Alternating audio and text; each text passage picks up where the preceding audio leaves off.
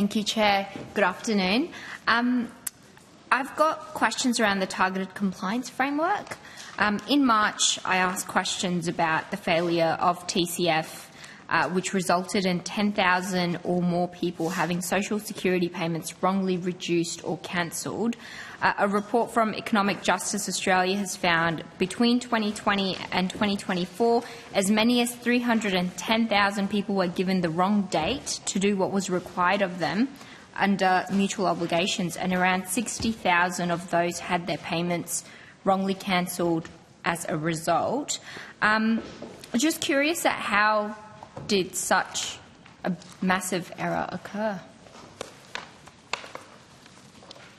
So, Senator, as outlined in the Secretary's statements from both February and March, and a recent statement from the 3rd of October, a range of all cancellations and reductions under the targeted compliance system are currently paused because we were concerned as a result of some legal advice that the system wasn't operating in the way that it was intended. So all of those things were paused.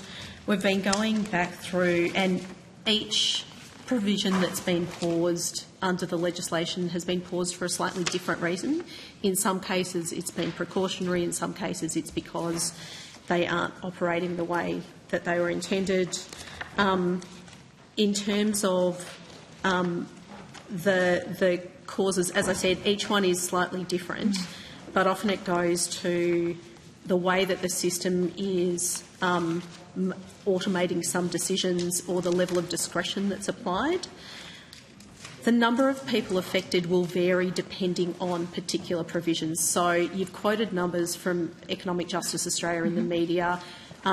We are verifying kind of the numbers.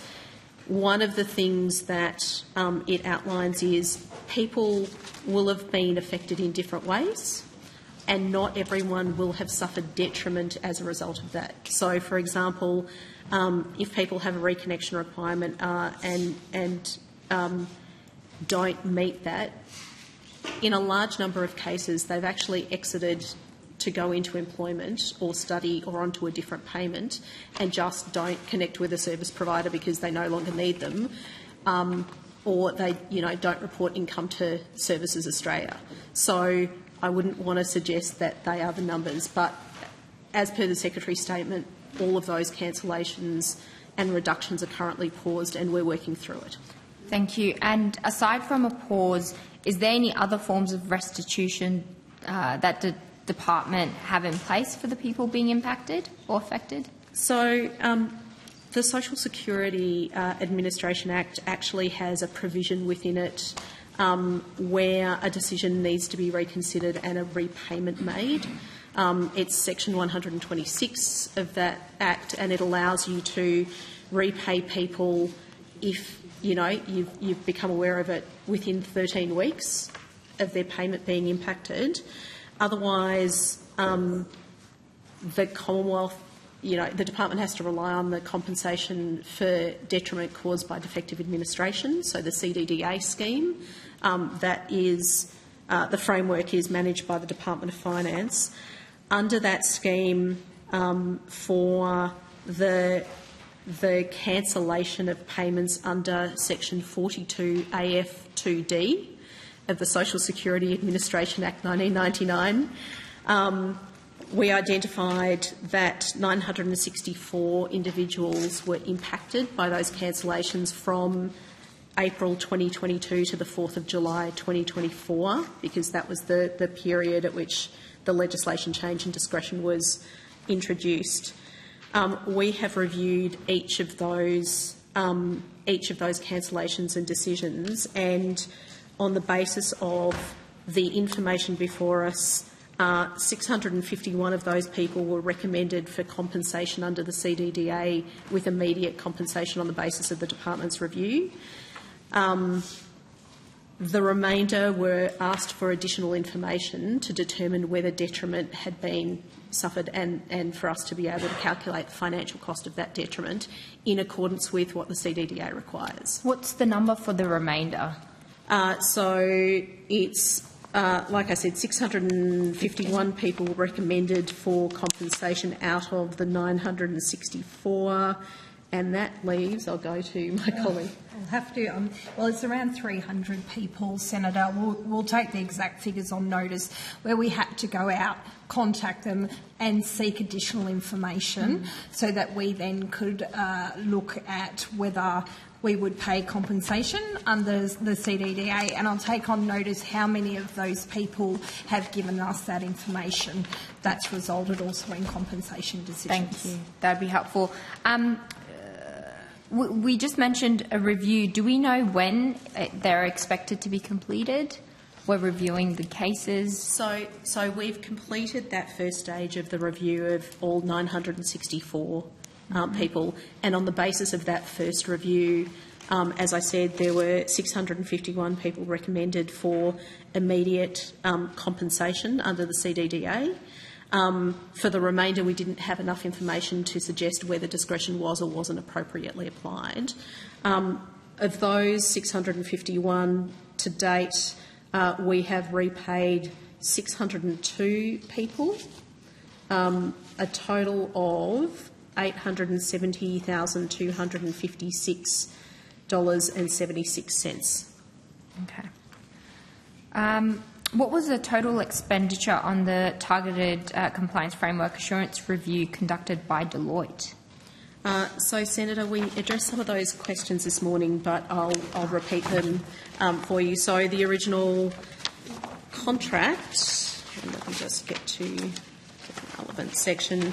The original contract had an initial value of $439,142, and that was reduced as a result of the errors. So the final payment was paid back to the department. $97,587.11 was repaid to the department. So the total expenditure under the contract was $341,554.89.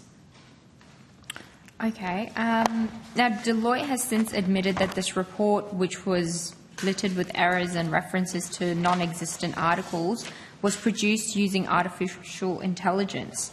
Last Friday, a new version of the report was uploaded with the department's website, according to the AFR. This may need to be on notice, but could you provide a summary of all the differences between the original report and the new report?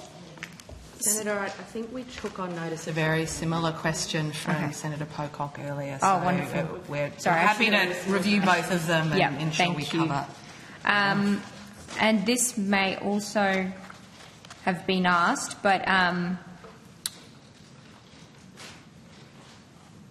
Deloitte, and I think you've mentioned that Deloitte's made a partial refund for the production of the report.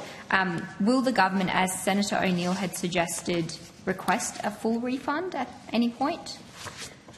Senator, I think we did traverse this territory earlier as well, and Ms Rishnu spoke to the nature of the residual part of the report, the advice, and we're comfortable that the amount we've asked to be repaid is appropriate in these circumstances. But we have, I have taken some steps with respect to how we engage with third-party providers and and their use of deployment of artificial intelligence in the future. And I think I may also have suggested that Deloitte might owe some people an apology as a result of this, but you will need to check the transcript to work out exactly what I said there. So aside from an apology, are there any other consequences on Deloitte, like, for example, being excluded from future tender processes and until at least they've shown that they've rectified and made amendments? Senator, we covered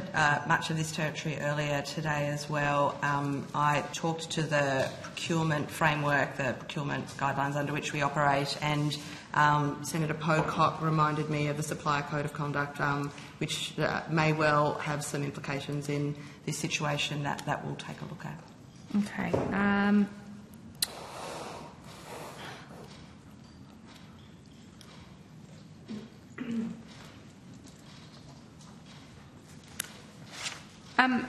You may need to also take this on notice, but how many people does the department believe had their payments cancelled unlawfully? Do you have a number for that?